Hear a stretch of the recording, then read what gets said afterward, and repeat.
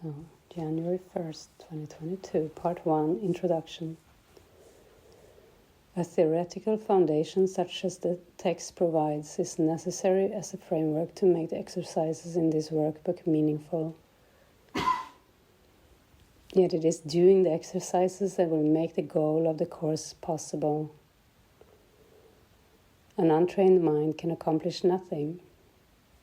It is the purpose of this workbook to train your mind to think along the lines the text sets forth. The exercises are very simple. They do not require a great deal of time, and it does not matter where you do them. They need no preparation. The training period is 1 year. The exercises are numbered from 1 to 365. Do not undertake to do more than one set of exercises a day. The workbook is divided into 2 main sections, the first dealing with the undoing of the way you see now, and the second with the acquisition of true perception. With the exception of the review periods, each day's exercises are planned around one central idea, which is stated first. This is followed by a description of the specific procedures by which the idea for the day is to be applied. The purpose of the workbook is to train your mind in a systematic way to a different perception of everyone and everything in the world. The exercises are planned to help you generalize the lessons so that you will understand that each of them is equally applicable to everyone and everything you see. Transfer of training in true perception does not proceed as does transfer of training in the world. If true perception has been achieved in connection with any person, situation, or event, total transfer to everyone and everything is certain. On the other hand, one exception held apart from true perception makes its accomplishments anywhere impossible. Just want to read that again because it's really, really true, helpful.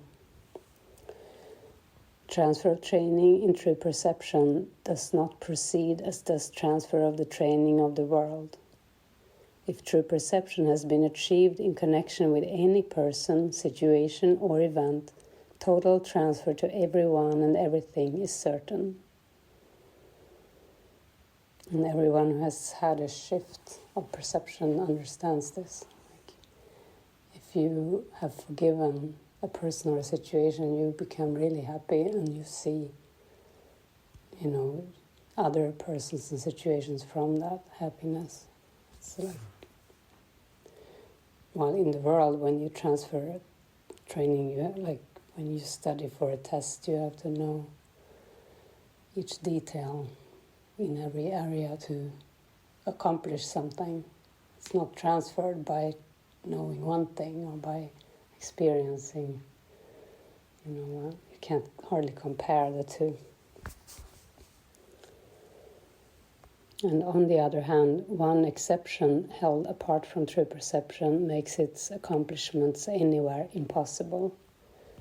So to keep anything to ourselves, or keep anything in private thoughts, not shared with the Holy Spirit, will make it impossible to accomplish true perception, because it will be obscured by whatever is held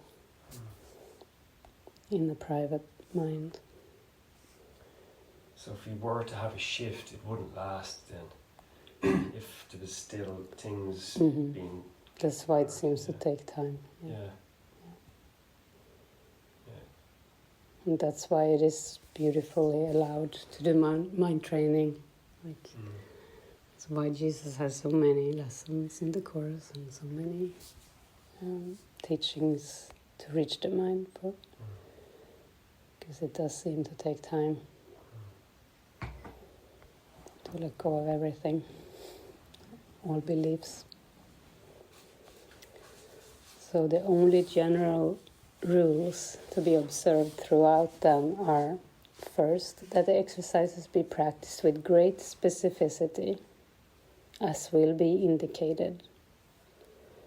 This will help you to generalize the ideas involved to every situation in which you find yourself and to everyone and everything in it.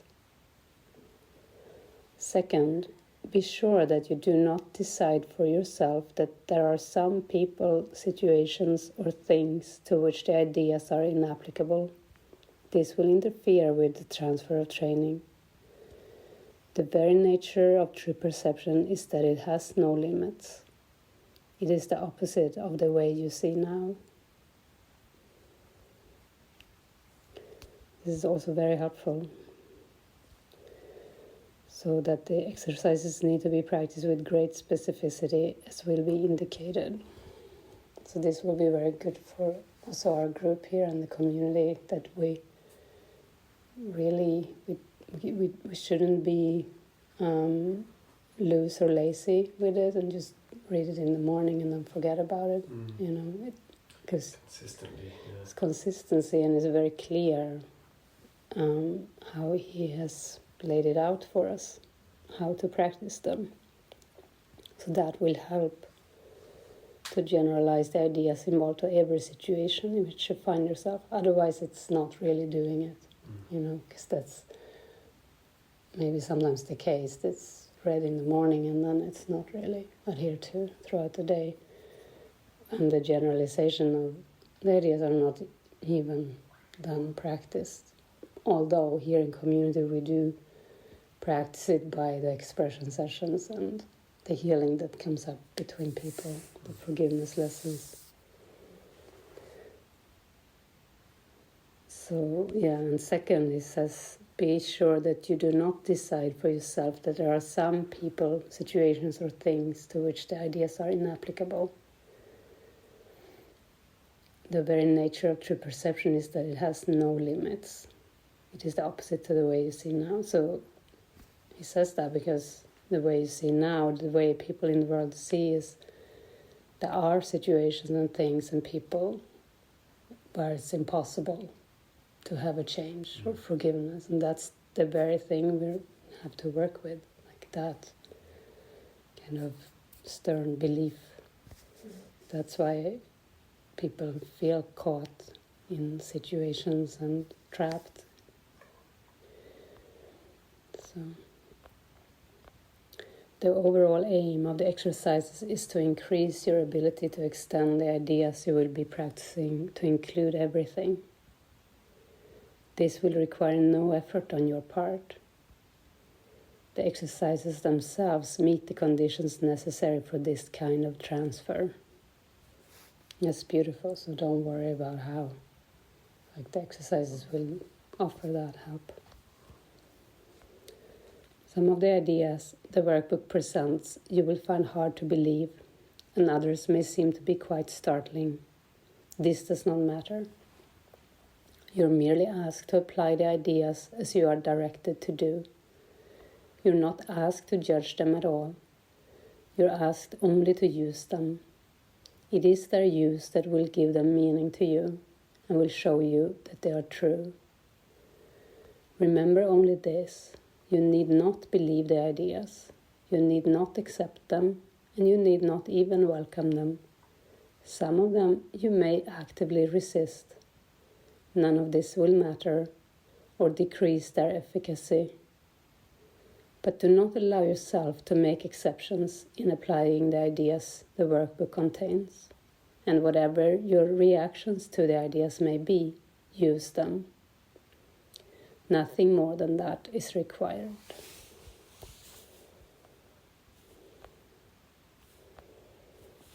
So let's do the first one. Workbook Lesson 1. Nothing I see in this room means anything. Now look slowly around you and practice applying this idea very specifically to whatever you see. This table does not mean anything. This chair does not mean anything.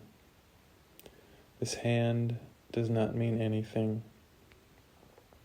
This foot does not mean anything. This pen does not mean anything. Then look farther away from your immediate area and apply the idea to a wider range. That door does not mean anything. That body does not mean anything. That lamp does not mean anything. That sign does not mean anything. That shadow does not mean anything. Notice that these statements are not arranged in any order and make no allowance for differences in the kinds of things to which they are applied. That is the purpose of this exercise. The statement should merely be applied to anything you see. As you practice the idea for the day, use it totally indiscriminately. Do not attempt to apply it to everything you see, for these exercises should not become ritualistic. Only be sure that nothing you see is specifically excluded. One thing is like another as far as the application of the idea is concerned. Each of the first 3 lessons should not be done more than twice a day each, preferably morning and evening. Nor should they be attempted for more than a minute or so, unless that entails a sense of hurry. A comfortable sense of leisure is essential.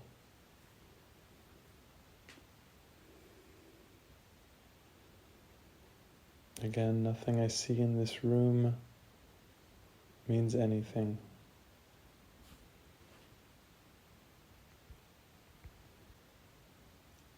Excellent, thank you. We did it, huh? We did the first lesson. Yeah, it's only twice a day. It starts off really easy. Very gently. Yeah.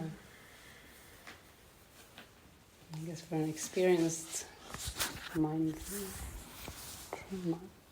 trainer, it can be, practiced a bit more or also to let spirit use it, to just go within and give over the particulars.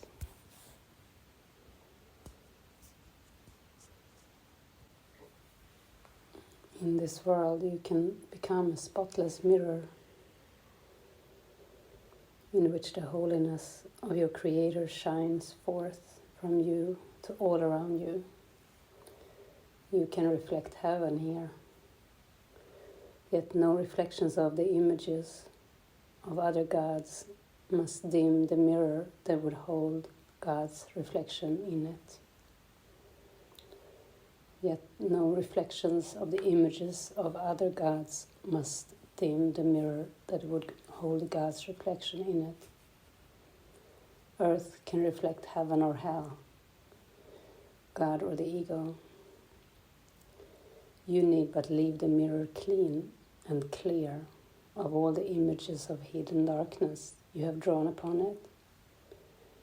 God will shine upon it of Himself. Only the clear reflection of Himself can be perceived upon it. Reflections are seen in light. In darkness they are obscure, and their meaning seems to lie only in shifting interpretations rather than in themselves. Like even in a dark room, like you don't see clearly what is there, so there can be only shifting interpretation rather than a meaning in themselves. The reflection of God needs no interpretation. It is clear. Clean but the mirror and the message that shines forth from what the mirror holds out for everyone to see, no one can fail to understand.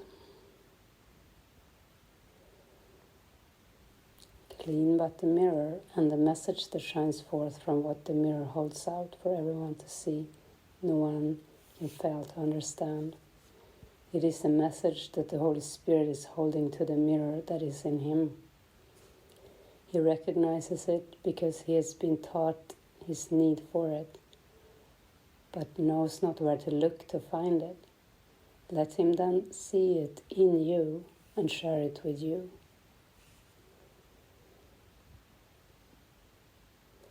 Could you but realize for a single instant the power of healing that the reflection of God shining in you can bring to all the world, you could not wait to make the mirror of your mind clean, to receive the image of the holiness that heals the world.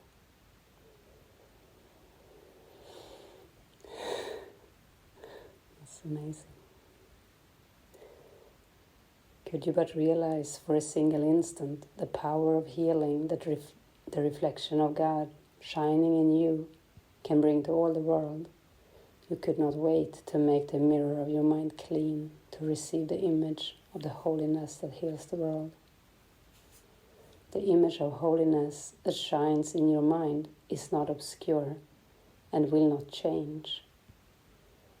Its meaning to those who look upon it is not obscure, for everyone perceives it at the same time. No, that's not what it says. Its meaning to those who look upon it is not obscure, for everyone perceives it as the same. All bring their different problems to its healing light, and all their problems find but healing there. It doesn't matter what the problem is or who it is, but whoever look on this mirror, this clean mirror that shines in the mind that has cleaned the mirror. So the meaning is not obscure to whoever looks, for everyone perceives it as the same, as truth, as spirit.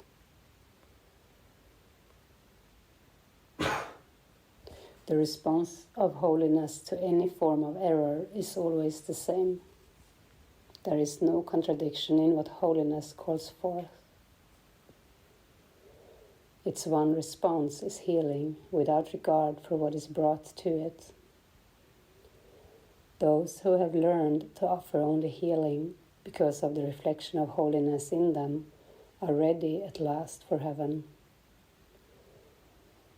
There, holiness is not the reflection, but rather the actual condition of what was but reflected to them here, in this world. God is no image, and his creations as part of him hold him in them in truth. They do not merely reflect truth, for they are truth.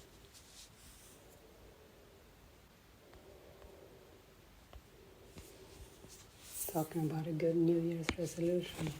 Clean the mirror. It's a good one. It's the only good resolution of anything, of a new year, of a new moment, any situation. Purpose.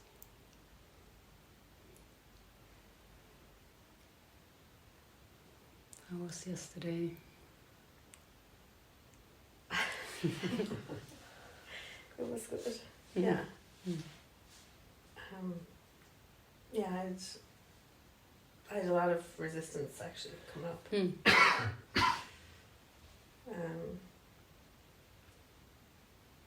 Yeah, about everything, but in relation to being in relationship with Matthew, like I had huge just resistance, yeah, coming up, but I was able to express, like, and share all my private thoughts yesterday. So thank you for listening. And the day ended in laughter, actually, because we were doing what was it again? The instrument for Instrument peace. for peace, yeah. But yeah, like I still woke up with that today. You know, it's kind of like fear and just resistance. Like, you know, like I don't think I belong here, and I don't think I'm meant to be here. I'm not meant to be with Matthew. Maybe I'm meant to be with somebody else. You know, just everything. It's like, you know, like, and even as I was arriving here, like the very last leg of the journey, you know, there was quite a bit of buses and this and that, and it was all beautiful. But then the very last half hour, like, I just, like, really strongly, this other person was coming into my mind, and you know, I felt guilty about that then, and it was just, there's loads of guilt and resistance, and I can already kind of deciding in my mind, like, I'm never coming back here again. Just like, you know. But yeah, but when you started to read the course there this morning, I could feel just lifting, you know, and the mirror being cleaned or something. You know, it's just this insanity, you know. Yeah, could even read the. Have you read the healed relationships, the healed relationship section together, or by yourself? I have at some point, not recently though. Because I mean, he's talking exactly about this. Yeah. Okay. Because you have, I mean, you felt the deep guidance before, right? Yeah, I did. And throughout the time after the retreat too. Yeah. And maybe even after you arrived here for some time yesterday. Or, yeah. So then there is some other. Yeah. The fear or the. Just, autonomy comes up. Yeah, I started to even wonder, you know, I felt guilty then because I thought, oh, I was wrong about everything, and now I feel bad for letting everybody down. Is that a pattern? Like, have you? Yeah, probably, yeah. And then, like, I feel this, well, it's time to disconnect, you know. It's time to do a U-turn on my decision and leave people behind, kind of cut people out. Like, that's, I felt like just being like, oh, I can't do this, like, I made a mistake. So, yeah. Shall we read a bit from the healing relationship? The holy relationship is the expression of the holy instant in living in this world. Even that first sentence is nice, because the holy instant is something new and fresh, and the ego will interpret all relationships from the past reference. So it's going to make Matthew old, like from the old way, and maybe have judgments about him as a person. But the holy relationship is, you know, that's your aliveness, that's your... So the holy relationship is the expression of the holy instant in living in this world. It can't be old. It must be fresh, otherwise it's dead.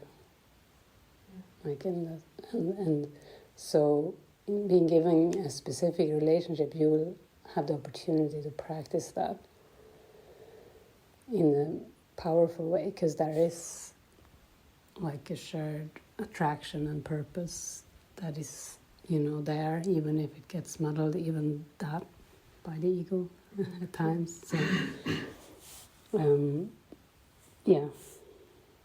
so it's, so That's where I'm going to just read it. Like everything about salvation, the holy instant is a practical device, witnessed to by its results. The holy instant never fails. The experience of it is always felt. Yet without expression, it is not remembered.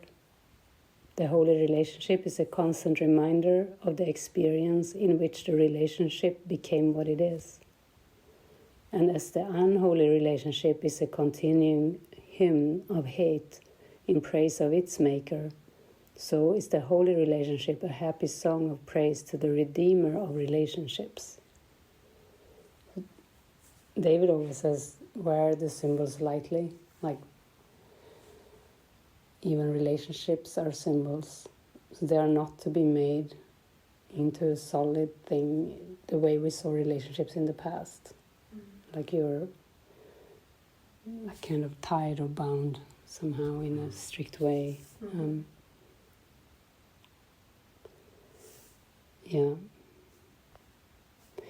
The holy relationship, a major step toward the perception of the real world, is learned. It is the old, unholy relationship transformed and seen anew. The holy relationship is a phenomenal teaching accomplishment. In all its aspects, as it begins, develops, and becomes accomplished, it represents the reversal of the unholy relationship. Be comforted in this. The only difficult phase is the beginning. For here, so this is exactly where you are right now. Okay.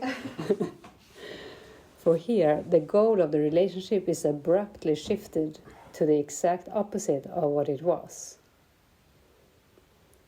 This is the first result of offering the relationship to the Holy Spirit to use for His purposes. So you're confused, but I'm going to continue to read so you understand. Yeah, it's fine. This invitation is accepted immediately. This invitation for the relationship to be used for the Holy Spirit's purpose. This invitation is accepted immediately, and the Holy Spirit wastes no time in introducing the practical results of asking Him to enter. So the practical result is He came into your life. You know, because you made the prayer and you were ready. And okay, this is the answer, practical. And the Holy Spirit wastes no time in introducing the practical results of asking Him to enter. At once, His goal replaces yours. This is accomplished very rapidly, but it makes the relationship seem disturbed, disjunctive, and even quite distressing. The reason is quite clear, for the relationship as it is out of line with its own goal, and clearly unsuited for the purpose that has been accepted for it. In its unholy condition, your goal was all that seemed to give it meaning. Now it seems to make no sense.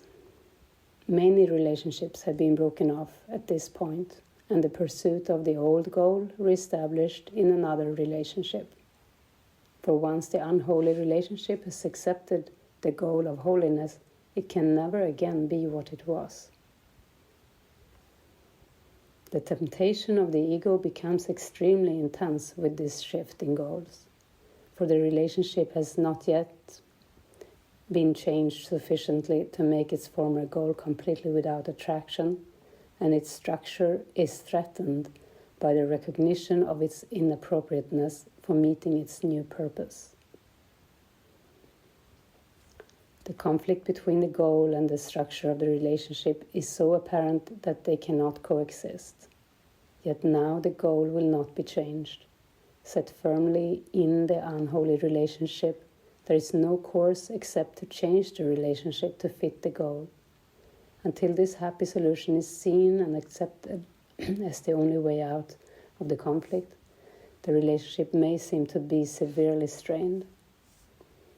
It would not be kinder to shift the goal more slowly, for the contrast would be obscured and the ego given time to reinterpret each slow step according to its liking. trick. Yeah. Only a radical shift in purpose could induce a complete change of mind about what the whole relationship is for. As this change develops and is finally accomplished, it grows increasingly beneficent and joyous. But in the beginning, the situation is experienced as very precarious. A relationship undertaken by two individuals for their unholy purposes suddenly has holiness for its goal. As these two contemplate their relationship from the point of view of this new purpose, they are inevitably appalled. Their perception of the relationship may even become quite disorganized. And yet, the former organization of their perception no longer serves the purpose they have agreed to meet. This is the time for faith. You let this goal be set for you. That was an act of faith. Do not abandon faith now that the rewards of faith are being introduced. If you believe the Holy Spirit was there to accept the relationship, why would you now not still believe that He is there to purify what He has taken under His guidance? Have faith in your brother in what but seems to be a trying time. The goal is set, and your relationship has sanity as its purpose. And he continues, for now you find yourself in an insane relationship, recognized as such in the light of its goal. Like the ego's relationship is insane. Yeah. Now the ego counsels thus, substitute for this another relationship to which your former goal was quite appropriate. You can escape from your distress only by getting rid of your brother. You need not part entirely if you choose not to do so, but you must exclude major areas of fantasy from your brother to save your sanity. Hear not this now. Have faith in him who answered you. He heard. Has he not been very explicit in his answer? You're not now wholly insane. Can you deny that he has given you a most explicit statement? Now he asks for faith a little longer, even in bewilderment. For this will go, and you will see the justification for your faith emerge, to bring you shining conviction. Abandon him not now. Abandon the Holy Spirit not now, nor your brother. This relationship has been reborn as holy.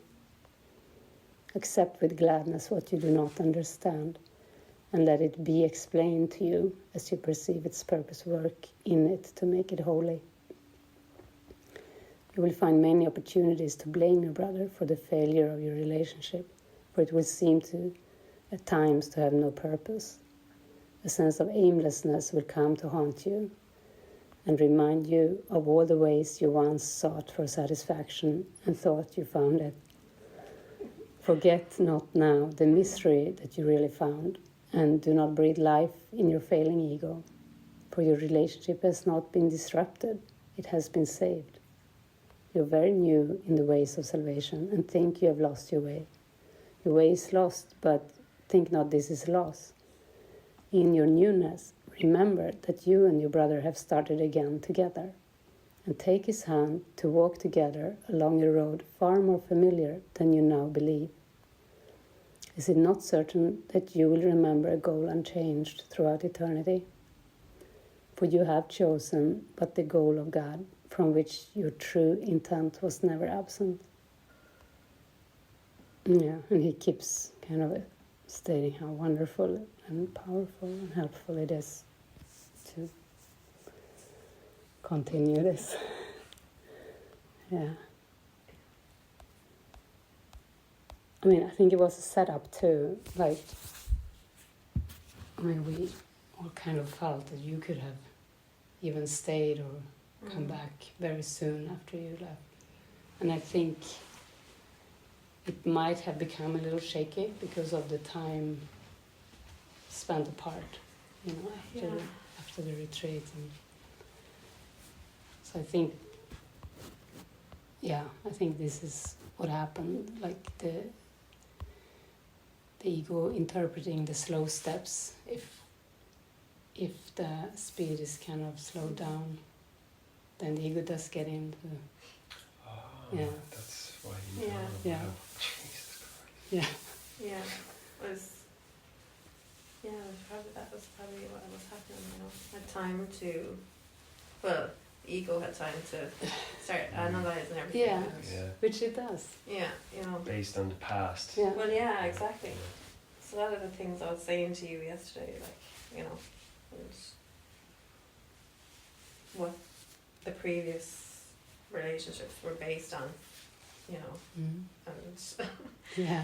like it's like none of that is here in this relationship, and that's great, but part of me is like, I don't know what to do, and that's not there. I don't know how to do this. Like, it's like, what am I supposed to do? How am I That's good. It will shake you up and you will just like, oh my God, how do I yeah. do anything here? And then you have to call on the Holy Spirit. Mm. Yeah. I know. Yes. I did like have all these judgments about Matthew, like, Mm. and myself, and like that other person was someone I connected with in Mexico, like in the community, but then when I picked up my phone, like they had, like there was not messages to me, but in a group, and he was there, and there was things on Facebook, and he was in that, and that's since I came here, and I was like, I was trying to ignore that. I was feeling guilty every time I saw his name because it was like, am I attracting him in my life, and maybe I'm meant to be with him instead of Matthew, and like, not that, I mean, I never even spoke to that person about anything like that. It's just my coming in going, well, you know, maybe there's this option, or there's that option, or there's, and I felt like bad saying that to you, because, but anyway, I did, and because I don't want, if I didn't say that, that would be just growing away in my mind. Private thought. Yeah. Mm. So yeah, it's. Oh, Michelle is coming. Oh, cool. She must have walked in. Is the door locked over there? No. it's not. She's always lady of surprises. It's our New Year's Day gift. Awesome. Yeah.